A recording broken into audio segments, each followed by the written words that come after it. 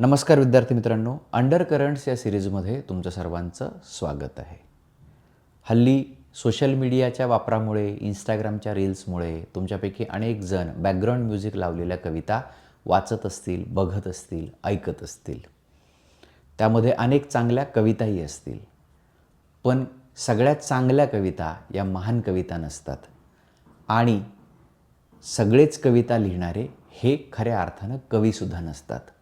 पण नुसत्या चांगल्याच नाही तर अनेक महान कविता लिहिलेला आणि आजन्म खऱ्या अर्थानं कवी असलेला एक मोठा कवी आपल्याला सोडून गेला आहे.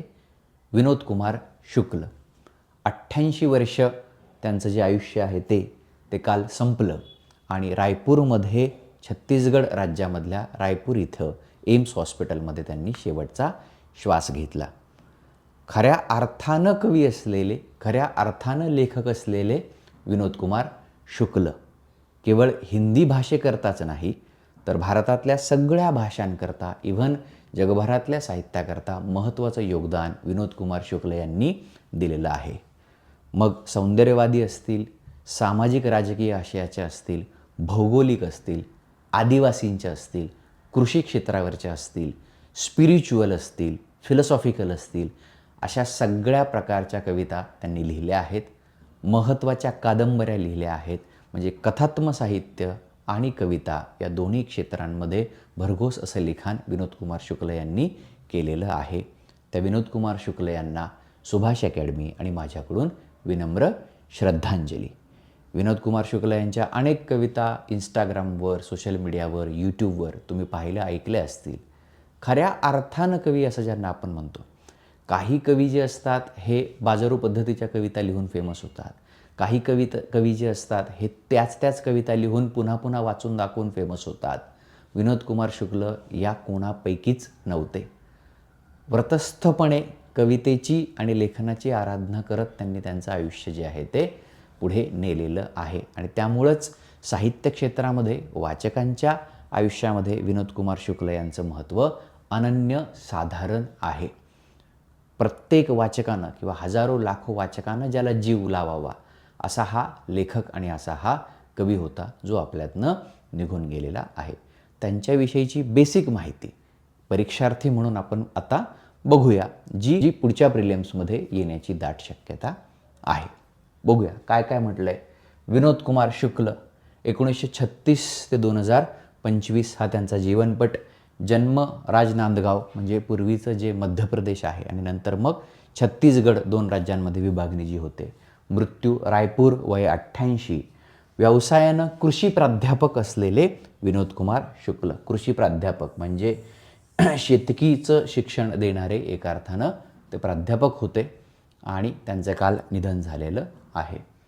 काय काय आहे मग, काय म्हटलं आहे. आपल्याकरता महत्त्वाचा असणारा मुद्दा, ज्ञानपीठ पुरस्कार 2024 हा विनोद कुमार शुक्ल यांना जाहीर झालेला आहे. या वर्षीच्याच मार्चमध्ये वगैरे तो जाहीर झाला होता. 59वा ज्ञानपीठ पुरस्कार रिसेंटच आहे.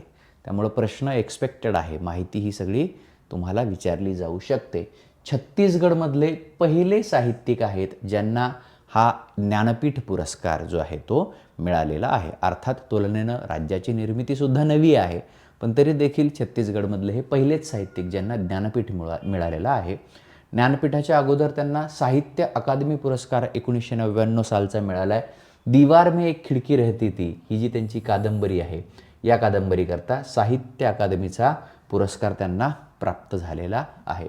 मी ज्यांना वाचनाची आवड आहे किंवा जे माझे वाङ्मयाचे विद्यार्थी आहेत त्यांना नेहमी ही कादंबरी सजेस्ट करत असतो की दीवार में एक खिडकी रहती थी हे वाचलं पाहिजे. खूप इंटरेस्टिंग कादंबरी आहे, महत्त्वाची कादंबरी आहे. त्याच्यामध्ये रघुवर प्रसाद नावाचे गणिताचे प्राध्यापक असतात आणि खूप वेगवेगळ्या गोष्टी आहेत त्यांचे आणि त्यांच्या पत्नीचे त्याच्यामधले संबंध. गणिताचे प्राध्यापक म्हणून वर्गात दोन्ही हातांनी बोर्डवर गणिताचे प्रॉब्लेम सॉल्व्ह करणे, हत्तीवर्ण महाविद्यालयात जाणे, अशा अनेक इंटरेस्टिंग गोष्टी त्याच्यामध्ये आहेत. त्यामुळं वाचण्यासारखी कादंबरी आहे. आधुनिक भारताच्या इतिहासातली एक महत्त्वाची कादंबरी आहे दीवार में एक खिडकी रहती थी, ज्याच्याकरता विनोद कुमार शुक्ला यांना साहित्य अकादमी पुरस्कार 99 सालीच 1999मध्येच दिला गेलेला आहे. ज्ञानपीठ पुरस्कार 2024सुद्धा त्यांना दिला आहे. रघुवर प्रसाद हे दीवार में एक खिडकी रहती थी या कादंबरीतले प्रोटॅगनिस्ट किंवा मध्यवर्ती पात्राचं नाव आहे. साहित्य संपदा त्यांची बघूया. कविता संग्रह, त्यांच्या जे कविता संग्रह आहेत ते महत्त्वाचे जे 4 कविता संग्रह आहेत ते मी इथे लिहिलेत. क्रोनॉलॉजिकल ऑर्डरने लिहिले आहेत, क्रमानं लिहिलेले आहेत. पहिला त्यांचा कविता संग्रह आला 1971मध्ये लगभग जय हिंद नावाचा. लगभग जय हिंद हा विनोद कुमार शुक्ल यांचा कविता संग्रह आहे, पहिला आहे, त्यामुळे तो महत्त्वाचा आहे. 1971. त्यानंतर 10 वर्षांनी आलाय वह आदमी नया गरम कोट पहनकर चला गया विचार की तरह. वह आदमी नया गरम कोट पहनकर चला गया विचार की तरह 1981ला आलेला हा कविता संग्रह. म्हणजे ही ओळ वाचून मला नारायण सुर्वेंच्या कवितेच्या ओळीची आठवण होते की कधी विचार असे येतात जसे थकून यावेत तिसऱ्या पाळीचे कामगार घरी. कधी विचार असे येतात जसे थकून यावेत तिसऱ्या पाळीचे कामगार. म्हणजे विचार असे येतात की तिसऱ्या पाळीचे कामगार यावेत. आणि इथं ती विचारांना दिलेली ती उपमा आहे की वह आदमी नया गरम कोट पहनकर चला गया विचार की तरह. लेखक भाषेशी खेळतो, शब्दांशी खेळतो, भावनांशी खेळतो आणि ऑर्गॅनिकली खेळतो खरा लेखक. हा 10 वर्षांनी आलेला संग्रह. तिसरा संग्रह त्यांचा सब कुछ होना बचा रहेगा, हाही ऑलमोस्ट 10 वर्षांनी म्हणजे 1992 साल आय थिंक ते आहे. 10 वर्षानंतरच हा संग्रह आला. आणि अतिरिक्त नाही 2000 साली आलेला संग्रह. महत्त्वाचे हे त्यांचे 4 कविता संग्रह आहेत. अनेक कविता विनोद कुमार शुक्लांनी लिहिल्यात, पण क्रोनॉलॉजिकल ऑर्डरनी किमान आपल्याला हे 4 संग्रह माहीत पाहिजेत. 2 त्यांच्या महत्त्वाच्या कादंबऱ्या दीवार में एक खिडकी रहती थी ज्याच्यासाठी त्यांना साहित्य अकादमी पुरस्कार मिळाला, आणि नौकर की कमीज 1979ची कादंबरी आहे ज्याच्यावरती मणिकौलनं फिल्म पण केलेली आहे. सो नौकर की कमीज आणि दीवार में एक खिडकी रहती थी या किमान 2 कादंबऱ्या आपल्याला विचारल्या जाऊ शकतात, ज्या वाचायला पण पाहिजे.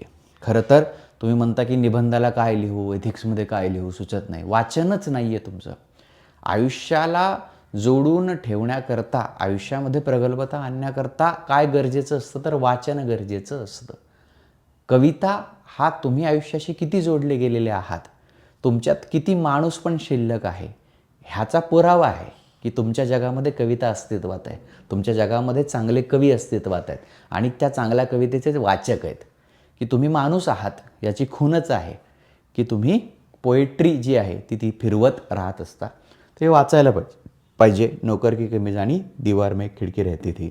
आणि नुकताच त्यांच्यावरची एक फिल्म पण आली, यूट्यूबवर पण आहे आय थिंक, 4 फूल है और दुनिया है. मूवीवर मला वाटतं मी बघितल्याचं मला आठवतं आहे.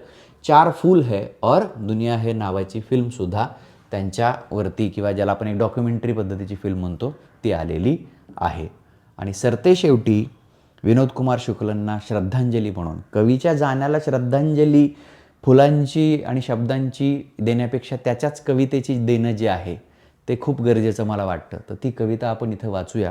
मला त्यांच्या अनेक कविता आवडतात. मानव कौल नावाचा अभिनेता आहे, त्यांनी फेमस केलेली ती कविता सगळ्यांना माहिती आहे, हताशा से एक आदमी बैठा हुआ था, है ना, मैं उसको नहीं जानता था वगैरे वगैरे. ते माहिती आहे, फेमस आहे. पण त्यांच्या अनेक कविता आहेत ज्या मी वेगवेगळ्या ठिकाणी वेगवेगळ्या प्लॅटफॉर्मवर म्हणलेल्या पण आहेत. तर त्यातली आणखी एक मला आवडणारी जी कविता आहे जी स्पर्धा परीक्षांचा अभ्यास करणाऱ्या मुलांना थोडी रिलेट होऊ शकते. नामांतराची एक पद्धत आपल्याकडे सगळीकडे चालू आहे बघा. ह्या गावाचं नाव बदलायचं आहे, त्या शहराचं नाव बदलायचं आहे, मग असं होईल, मग तुमच्या इतिहासात असं आहे तसं आहे. तर जेव्हा छत्तीसगड झालं आहे तेव्हा एक संवेदनशील कवी काय म्हणतो, त्याच्यावरची कविता आहे छत्तीसगड बनने के बाद. म्हणजे पॉलिटी आणि साहित्य एकत्र झालं ना. आपण राज्यांच्या निर्मितीचा इतिहास बघतो, कालानुक्रमे लावा बघतो की काय कधी आहे, झारखंड कधी आहे, छत्तीसगड कधी आहे, जम्मू काश्मीर कधी आहे वगैरे वगैरे. तर तसं उत्तराखंड कधी आहे.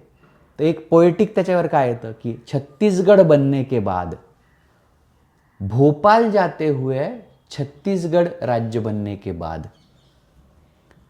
की मी आता भोपाळला चाललो आहे, हे MP आहे, हे छत्तीसगड आहे, राज्यांमध्ये तुम्ही सीमा टाकली आहे. तो माणूस काय म्हणतोय की भोपाल जाते हुए छत्तीसगढ़ राज्य बनने के बाद यह नहीं लग रहा है कि मध्य प्रदेश जा रहे हैं. यह नहीं लग रहा है कि मध्य प्रदेश जा रहे हैं. की तुम्ही ज्या वेळेला सीमा आखता, नावं बदलता, तेव्हा माणसांची मनं, माणसांच्या भावना ह्या तुम्ही काढून घेऊ शकत नाही. माणसाचं माणूस पण हे पॉलिटिकल ऑर्गनायझेशन्समध्ये, पॉलिटी हा एक आर्टिफिशियल प्रकार आहे. तो माणसाच्या सोयीसाठी बनवला आहे, पण ते आयुष्य नाही आहे. भोपाल जाते हुए छत्तीसगढ़ राज्य बनने के बाद यह नहीं लग रहा है कि मध्य प्रदेश जा रहे हैं. संक्षिप्त में मप्र, संक्षिप्त में मप्र, कोष्ठक म्हणजे हा जो कंस आहे, कोष्ठक का मप्र भी नहीं. वाटत नाही आहे की मी इकडून इकडं चाललं आहे, आता ही नावं बदलली आहेत, राज्य बदललं आहे. भोपाल जाते हैं, भोपाल जाते हैं, प्रांत नहीं. शहर म्हणजे शहराचं नाव नसतं, शहराचा माहौल असतो ना. भोपाल जाते हैं, प्रांत नहीं, प्रांत जाकर क्या करूँगा. भोपाल जाते हैं, प्रांत नहीं, प्रांत जाकर क्या करूँगा, और लौटकर रायपूर आते हुए रायपूर आऊँगा. सामान्य माणूस, रोजचा जगण्यातला माणूस काय पॉलिटिकल युनिट्समध्ये फिरत नाही. तो त्याच्या मनाच्या त्या सगळ्या भावविश्वामध्ये फिरत असतो की भोपाल जाते हैं, प्रांत नहीं, प्रांत जाकर क्या करूँगा, और लौटकर रायपूर आते हुए रायपूर आऊँगा. हम हमेशा अपने होने के मोहल्ले में होते हैं. कविता काय असते, हम हमेशा अपने होने के मोहल्ले में होते हैं. हम हमेशा अपने होने के मोहल्ले में होते हैं. अपने होने के मोहल्ले में नागपूर भोपाल है. आपण कुठे असतो हा एक खरं तर स्पिरिच्युअल प्रश्न आहे की आपण पुण्यात असतो म्हणजे खरोखर पुणे आपलं जे आहे, जे पुणे म्हणून जे लोकांनी प्रिझ्युम केलेलं आहे, त्या पुण्यात असतो का. हम हमेशा अपने होने के मोहल्ले में होते हैं. अपने होने के मोहल्ले में नागपूर भोपाल है. एक दिल्ली, एक रायपूर, एक नांदगाव. नांदगाव हे विनोद कुमार शुक्ल यांचं जन्म ठिकाण आहे. एक जगतपुर, एक घर. हम हमेशा अपने होने के मोहल्ले में होते हैं. अपने होने के मोहल्ले में नागपुर भोपाल है. एक दिल्ली, एक रायपुर, एक नांदगाव, एक जगतपुर, एक घर. कोष्ठक में अंतरिक्ष की पूरी एक खाली जगह. कोष्ठक में अंतरिक्ष की पूरी एक खाली जगह. मार्च 2001ची विनोद कुमार शुक्ल यांची माझी आवडती कविता आहे, छत्तीसगढ़ बनने के बाद. लक्षात येतं आहे. सो हे विनोद कुमार शुक्ल, त्यांचं काल निधन झालेलं आहे. ज्ञानपीठ साहित्य अकादमी पुरस्कार परीक्षेकरता महत्त्वाचं आहे. आणि राजनांदगाव हे त्यांचं जन्म ठिकाण आणि मृत्यूचं ठिकाण रायपूर. विनोद कुमार शुक्ल यांना सुभाष अकॅडमीकडून आणि माझ्याकडून श्रद्धांजली. धन्यवाद.